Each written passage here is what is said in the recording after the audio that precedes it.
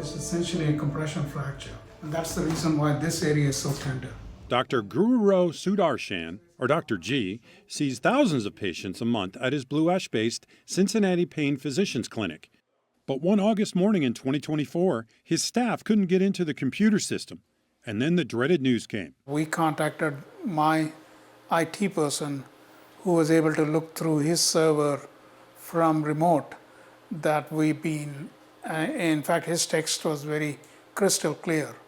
He said, "You've been hit by ransomware." It turns out Dr. G was the victim of a group called Helldown.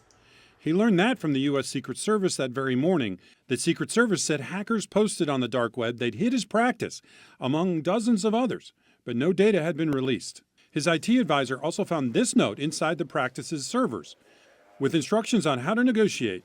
But Dr. G says he never got a ransom demand. You knew that morning you weren't going to pay it. Yes. You knew that morning. Yeah. Whatever the amount was, you weren't going to do it. I knew that morning, yeah.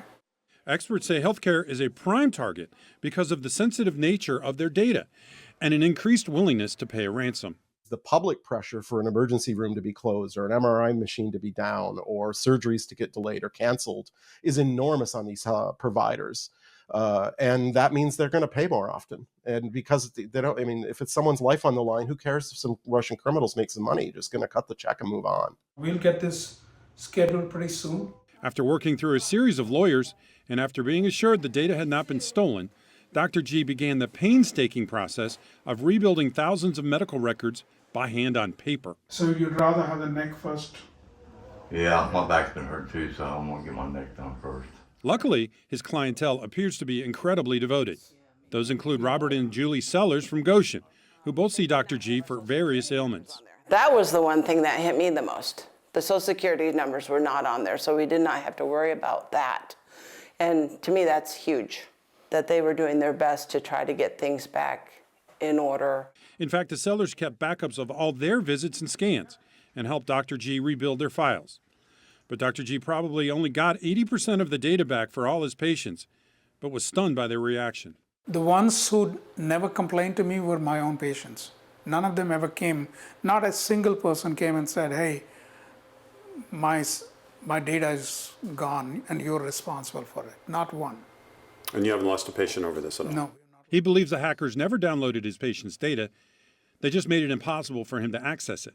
Still, Dr. G feels blamed by others he had to deal with, especially his former billing provider and possibly insurance companies. His cybersecurity policy only covered replacing hardware, but he's yet to be reimbursed for the $50,000 policy. Okay.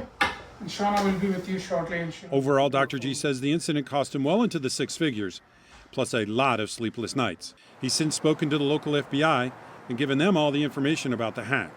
Dr. G doesn't regret not paying the ransom and changed his medical billing provider after a dispute on how that firm handled the incident. Now he's thinking about making big changes, knowing it could happen again. I'll be honest, I'm seriously wondering whether I should be continuing as a solo practitioner and not be part of a bigger organization. In Blue Ash, James Pilcher, Local 12 News.